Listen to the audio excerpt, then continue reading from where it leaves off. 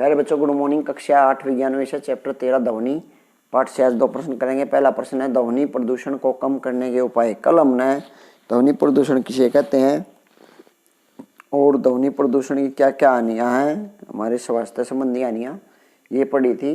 तो ध्वनि प्रदूषण को कम करने के क्या क्या उपाय हो सकते हैं आज ये पढ़ेंगे।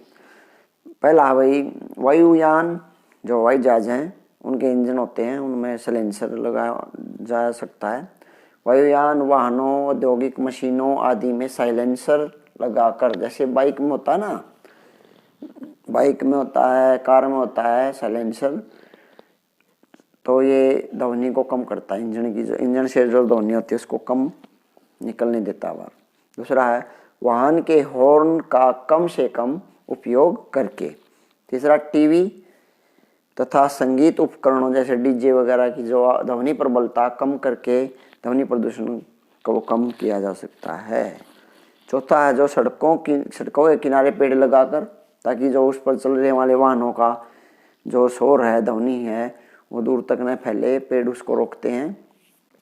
भवनों के आसपास पेड़ लगाकर भी ध्वनि प्रदूषण से होने वाली हानियों से बचा जा सकता है, ध्वनि प्रदूषण को कम किया जा सकता है। दूसरा जो प्रश्न है न्यूमेरिकल है, एक दोलक 4 सेकंड में 40 बार दोलन करता है, इसका आवर्तकाल और आवृत्ति ज्ञात कीजिए। सबसे पहले आवृत्ति का जो सूत्र है वो है वही दोलनों की संख्या बटे लिया गया समय। तो दोलनों की संख्या दे रखी है 40, लिख लेंगे ऊपर 40, और लिया गया समय कितना है 4 सेकंड।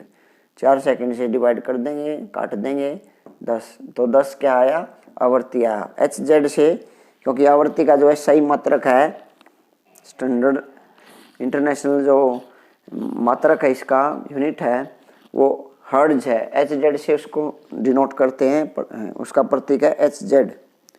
तो 10 हर्ट्ज इसकी आ गई फ्रीक्वेंसी या आवृत्ति। अब है आवर्तकाल। आवर्तकाल का जो फार्मूला है वो है 1 आवृत्ति, यानी कि आवृत्ति का उल्टा होता है आवर्तकाल। आवृत्ति बढ़ेगी तो आवर्तकाल घटेगा।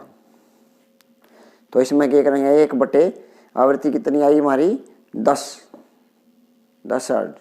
तो ये इसको दशमलव लगा देंगे यहाँ, 0.1 सेकंड इसका आवर्तकाल, वो सेकंड में मापते हैं।